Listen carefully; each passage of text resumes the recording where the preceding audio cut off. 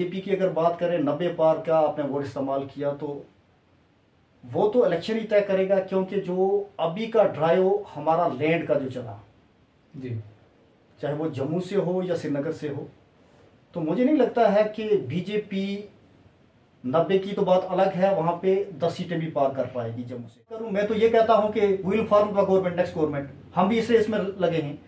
अब देखने वाली बात यह है कि हम क्या इतनी मेजॉरिटी ला सकते हैं, क्या हमारी पार्टी इतनी मेजॉरिटी ला सकती है। एनसी ने ये किया, पीडीपी ने ये किया, पीसी ने वो किया, कांग्रेस ने ये किया, ये कुल मिला के एक क्रेडिट की बात कर रहे हैं कि क्रेडिट को सियासत को खुलूस के साथ करते हैं, अगर सिर्फ सियासत को सियासत समझ के नहीं करते हैं, आप लोगों का दर्द रखते हैं। और लोगों का दर्द वही बंदा रखेगा जिसने ऐश प्रस्ती उम्र बार ना देखी हो, जो लोगों के बीच में से आया हो, जिसने सख्तियां जी ली हो। जो बंदा सख्तियां झील के उभर के आएगा उसी को लोगों का दर्द होगा ना। हमारा जो टंगडार का हॉस्पिटल है, अभी तक उसको सब डिस्ट्रिक्ट हॉस्पिटल का दर्जा नहीं। जब दर्जा ही नहीं है तो फैसिलिटीज कहां से आएंगी? बिल्कुल, ये तो बेसिक चीज यही है ना। पहले आपको दर्जा मिलना चाहिए, उसके बाद आपको फैसिलिटीज आएंगी। रोड मैप चुन लिया है जी। रोड मैप और अपने एम को देखते हुए मैं इस पार्टी में आया हूं। चाहे पार्टी ए हो, बी हो, जो भी हो, पार्टियां खैर मुकम्मल किसी की रहती नहीं है, लेकिन मेरा तो अभी पार्टी छोड़ने का कोई मन नहीं है। तो मैं कुल मिला के एक रोड मैप देख के और अपना एम बना के इसमें आया हूं। अल्लाह के फजल से मैं उस एरिया के लिए हमदर्दी रखता हूं, मेरे अंदर खलूस है। वो जल्दी अपना मंशूर पब्लिक में डोमेन में ला रहा हूँ, खासकर करना की धरती पे ला रहा हूँ। मैं वो चीज़ें अभी डिस्क्लोज नहीं करना चाहता हूँ मजीद यहाँ पे, क्योंकि उसका बेनिफिट कोई और पार्टी जम्मू कश्मीर के अंदर गहमोगहमी है, क्योंकि कई एक सियासी पार्टियां जो हैं वो इस चीज़ का दावा कर रही हैं कि आने वाले इलेक्शन में वो बढ़ चढ़ के हिस्सा देगी और सरकार जो है जम्मू कश्मीर के अंदर बनाएगी। वही बीजेपी भी दावा करती है कि इस बार 90 पार। अब देखने वाली बात यह है कि किस तरह से सेंट्रल गवर्नमेंट जो है वो इनिशिएटिव उठाती है, कब जो है इलेक्शन होने वाले हैं जम्मू कश्मीर के अंदर। और ये तमाम पहलू पर बातचीत करने के लिए ख़ासतौर पर मैं आज उस इलाके की बात करूंगा जिस इलाके के अंदर सियासत जो है वो हर घर में बसी हुई है। मैं वादी करना की बात कर रहा हूँ, जहाँ आए रोज़ आप देखते हैं कि सियासी लीडर जो हैं एक दूसरे को तनकीद का निशाना बनाते हैं। इस मुद्दे पर मजीद बातचीत करने के लिए हमारे साथ काजी एडवोकेट काजी अयाज साहब मौजूद हैं, जो इस पर बातचीत करेंगे, जो नेशनल यूथ पार्टी के स्टेट जनरल सेक्रेटरी भी हैं। और मैं आपको बताऊं पेशे से एडवोकेट हैं। काजी साहब, आपका खैर मकदम है। जानना चाहेंगे कि इलेक्शन तो हुई नहीं, लेकिन जिस तरह से सियासत घमा रही है इस वक्त जम्मू कश्मीर के अंदर, क्या कुछ कहना चाहेंगे? देखिए, पहली बात तो ये है कि पिछले 4 साल से ज़्यादा ही अरसा हो गया लगभग इलेक्टेड गवर्नमेंट नहीं है जी यूटी में। सरकार को इस मामले में संजीदा होने की ज़रूरत है, इलेक्शन करवाने की ज़रूरत है। और हमारा मुतालबा ये है कि गवर्नमेंट जल्द अज जल्द इसी साल इलेक्शन करवाए। इलेक्शन कमीशन का बयान आ चुका है कि सारी फॉर्मेलिटीज़ कंप्लीट हैं जी। तो ये सारी चीज़ें देखते हुए गवर्नमेंट को फिल फॉर इलेक्शन करवाने चाहिए। अब रही बात ये कि हर एक पार्टी अपनी रेस में लगी है। देखिए, तो चलता आया है और चलता रहेगा इसी तरह से कि हर पार्टी अपने खाते में कुछ जमा करना चाहती है, चीज़ों की अपनी लेवल से देखते हैं, वो कैंडिडेट्स भी अपनी लेवल पे देखते हैं और अपने मुफाद के लिए लोग काम कर रहे हैं एज कैंडिडेट्स। तो कुल मिला के ये है कि जो आपका क्वेश्चन है कि पॉलिटिकल पार्टीज रेस में लगी हुई हैं, आज की डेट में बीजेपी की अगर बात करें 90 पार का आपने वोट इस्तेमाल किया तो वो तो इलेक्शन ही तय करेगा, क्योंकि जो अभी का ड्राइव हमारा लैंड का जो चला जी, चाहे वो जम्मू से हो या श्रीनगर से हो, तो मुझे नहीं लगता है कि बीजेपी 90 की तो बात अलग है, वहाँ पे 10 सीटें भी पार कर पाएगी जम्मू से भी जी। इस वक्त जो लैंड ड्राइव चल रहा है या प्रॉपर्टी टैक्स का मामला इस वक्त चल रहा है, तो ये सारी चीज़ें किसके खाते में जमा हो रही हैं? ये तो बीजेपी के खाते में जमा हो रही हैं जी।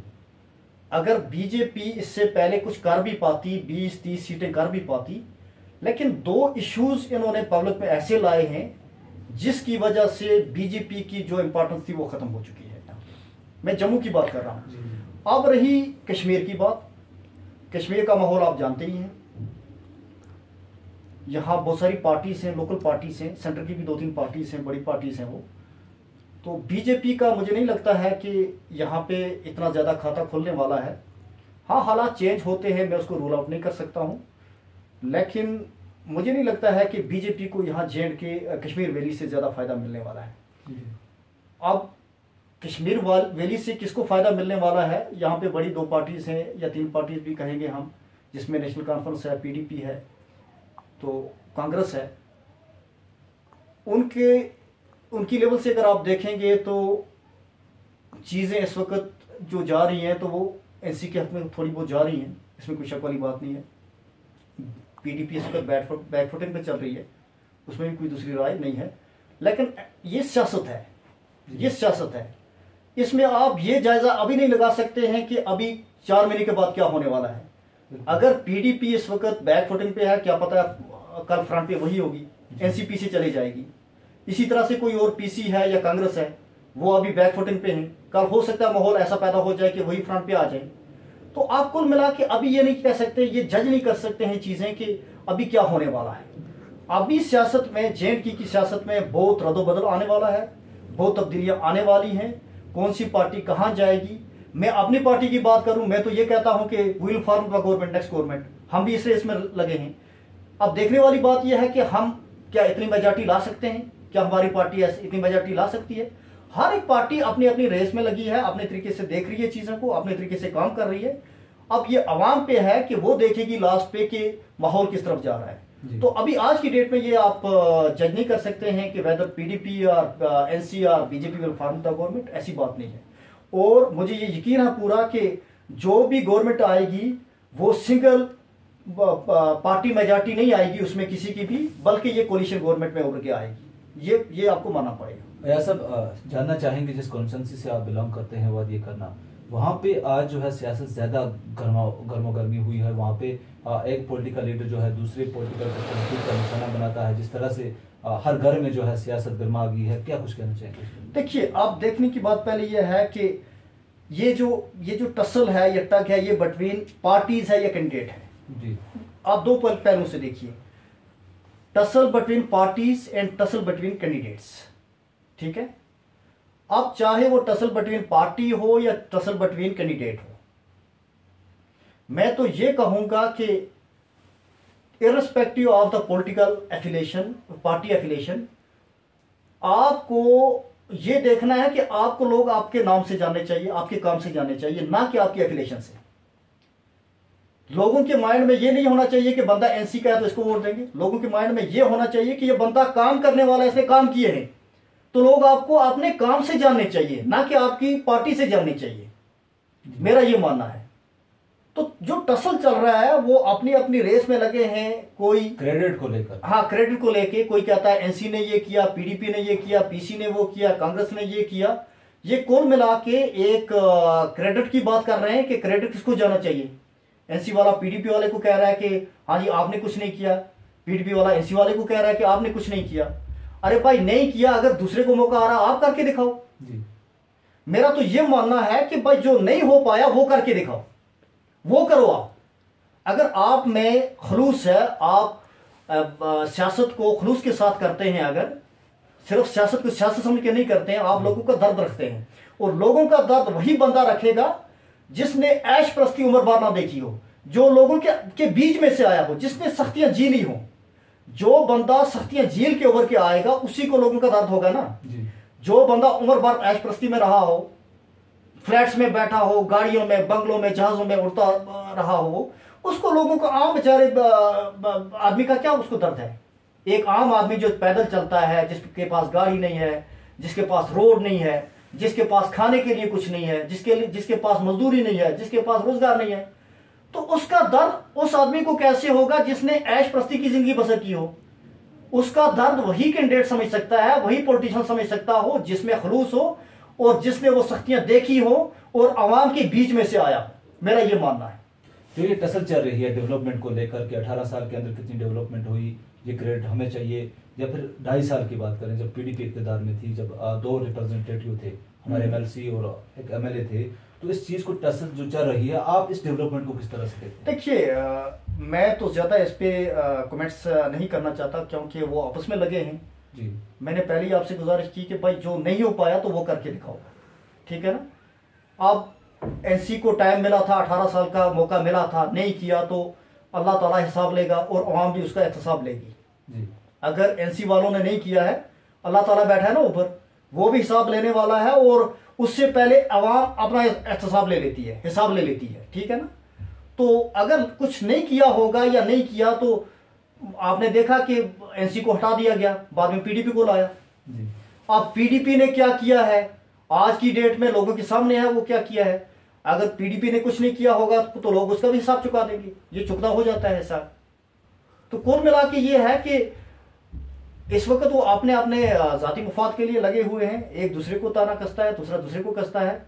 तो मैं ज्यादा इस पे कमेंट नहीं करना चाहूँ जी जी। मैं ज्यादा इस पे सब ये जानना चाहेंगे जो मेजर करना के अंदर अफसोस की बात की जाए, मिनी सेक्रेटरीट के अंदर स्टाफ की शॉर्टेज है, एसडीएच टंगडार की बात की जाए तो वहाँ पे डॉक्टर्स की शॉर्टेज है, तो किस नजरिए से आप देखते हैं कि कहाँ जो है फेलियर है इस चीज पे? देखिए, पहली अनफॉर्चुनेट बात तो ये है कि हमारा जो टंगडार का हॉस्पिटल है अभी तक उसको सब डिस्ट्रिक्ट हॉस्पिटल का दर्जा नहीं, जब दर्जा ही नहीं है तो फैसिलिटीज कहाँ से आएंगी। बिल्कुल, ये तो बेसिक चीज यही है ना, पहले आपको दर्जा मिलना चाहिए, उसके बाद आपको फैसिलिटीज आएंगी उसके साथ। तो जब पहली बात ही नहीं है तो दूसरी चीजें कहां से आएंगी। आपको जब आपके हॉस्पिटल को मिलेगा सब डिस्ट्रिक्ट का दर्जा, तब जाके आपकी डॉक्टर्स की तादाद बढ़ेगी, आप आपकी जो जो जो इंफ्रास्ट्रक्चर है उसको वो अच्छा बेहतर हो जाएगा, वहां पे आपका स्टाफ ज्यादा आ जाएगा, तो तभी जाके लोगों को सहूलतें मिलेंगी ना वहां पे।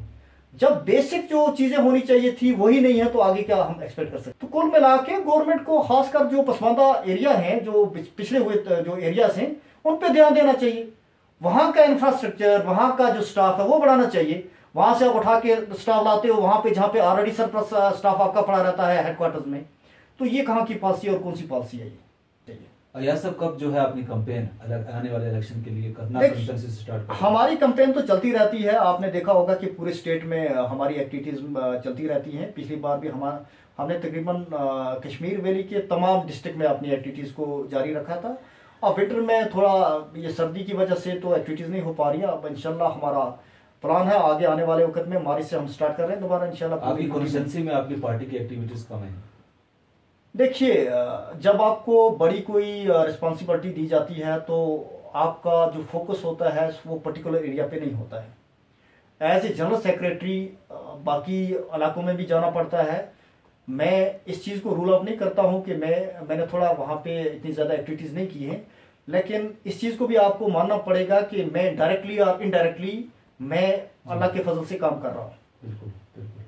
यह सब क्या आने वाले इलेक्शन में ये तय है कि काजी रियाज जो है करना कॉन्स्टिट्यूंसी से इलेक्शन लड़ेंगे? देखिए, मैंने अपना रोड मैप चुन लिया है जी। रोड मैप और अपने एम को देखते हुए मैं इस पार्टी में आया हूँ। चाहे पार्टी ए हो बी हो जो भी हो, पार्टियां खैर मुकम्मल किसी की रहती नहीं है, लेकिन मेरा तो अभी पार्टी छोड़ने का कोई मन नहीं है। तो मैं कुल मिला के एक रोड मैप देख के और अपना एम बना के इसमें आया हूँ। अल्लाह के फजल से मैं उस एरिया के लिए हमदर्दी रखता हूँ, मेरे अंदर खलूस है। ये खलूस आप किसी भी, चाहे मेरा कोई लिटिगेंट हो, चाहे मेरा कोई पड़ोसी हो, चाहे कोई आम आदमी हो, आप उससे देख सकते हैं कि मेरे अंदर खलूस है या नहीं है। मैं बटन के साथ साथ कहता नहीं हूँ। अल्लाह ताला ऐसी जो झूठी सियासत है उससे निजात दे। लोगों का दर्द रख के, इलाके का दर्द रख के इंशाल्लाह काम करेंगे और लोगों को अगर अच्छा लगेगा तो तभी लोग सपोर्ट करेंगे। कितनी मेहनत करने की जरूरत है आने वाले वक्त के अंदर? देखिए, मेहनत तो आपको हर फील्ड में करनी पड़ती है, मेहनत के बगैर तो सिला मिलता नहीं है। मेहनत करेंगे इंशाल्लाह। मेहनत क्या होती है, इलाके में जाना है, इलाके का दुख दर्द जो है वो समझना है, इलाके की मुश्किलात को समझना है, तो लोगों के बीच में बैठना है। तो कुल मिला के आपकी मेहनत तो वही है ना। आपको मंशूर क्या रहेगा, मेन 3 मेजर पॉइंट आप बता दीजिए। देखिए, मैंने लास्ट टाइम भी जो टैगोर हॉल में हमारी मीटिंग थी, अनफॉर्चुनेटली आप उसमें नहीं आ सके, मैंने आपको इनवाइट शायद किया था या नहीं किया था। हमने अपना मंशूर लॉन्च किया है। मैं बहुत जल्दी अपना मंशूर पब्लिक में डोमेन में ला रहा हूँ, खासकर करनाल की धरती पे ला रहा हूँ। मैं वो चीज़ें अभी डिस्क्लोज नहीं करना चाहता हूँ मजीद यहाँ पे, क्योंकि उसका बेनिफिट कोई और पार्टी ना ले। हमने अपना मंशूर वो बनाया है, इंशाल्लाह खुदा के फजल से हमारी पार्टी ने वो मंशूर बनाया है कि बाकी पार्टीज ऐसा मंशूर के बारे में यहाँ JNK में सोच भी नहीं सकती हैं। वो मैं जब इंशाल्लाह पब्लिक डोमेन में लाऊंगा तो आप उसको देखोगे कि वो हमारा मंशूर है क्या। लास्ट पे जानना चाहेंगे, जिस तरह से करना में पॉलिटिक्स होती रही सरना टनल को लेकर, ST को लेकर, ये वादों को लेकर, बीजेपी सरकार ने मन बना लिया है कि करना को सरना टनल भी दी जाएगी, पहाड़ी को ST भी दी जाएगी। अब लोगों का जो लीडर साहबान है उनके पास कोई खास मंशूर रहा नहीं। मैंने पिछली बार भी आपसे बात करते हुए ये कहा था कि अगर ये दोनों इश्यूज हल हो जाते हैं ST का और सरना टनल का, उसके बाद देखने की जरूरत है कि विजन क्या है लीडर्स का। मंशूर की आपने बात की और आगे इन दो मुद्दों को हटके, इनसे हटके आगे सोचने की बात की। मैं भी यही कह रहा हूं कि भाई अगर ये दो चीजें हल हो जाती हैं उसके बाद लीडर्स के पास है क्या, यहां से ही देखना है कि उनका विजन क्या है। उनका माइंड आप वहां देख सकते हैं कि इनका माइंड कितना चलता है डेवलपमेंट पे, क्या क्या सोच सकते हैं, कितना आगे लेना चाहते हैं इस एरिया को। चलो ठीक है, ये बेसिक चीजें हमारी रिक्वायरमेंट है ST की और इसकी सरना टनल की, लेकिन ये तो इट इज नॉट ऑल, इसके मजीद भी आगे भी है ना बहुत कुछ।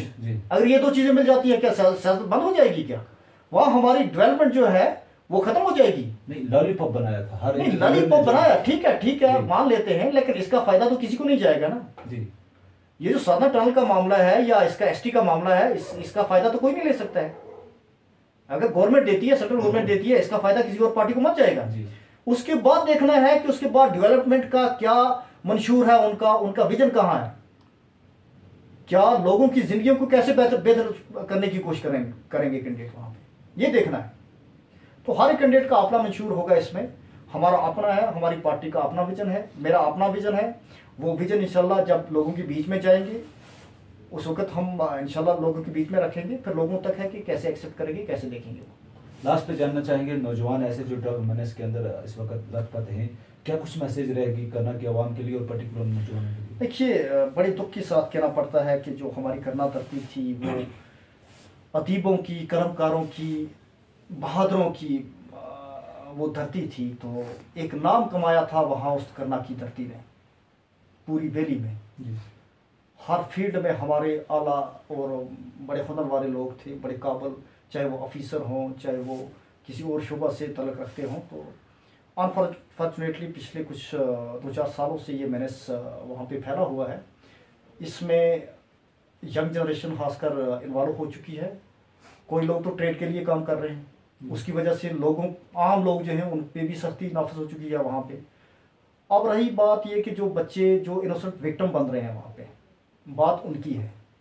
चलो ट्रेड वाले के साथ तो गवर्नमेंट और एजेंसीज डील कर लेंगी, बंद कर लेंगी, PSA हो जाएगा, वो हो जाएगा, केसेस हो जाएगी।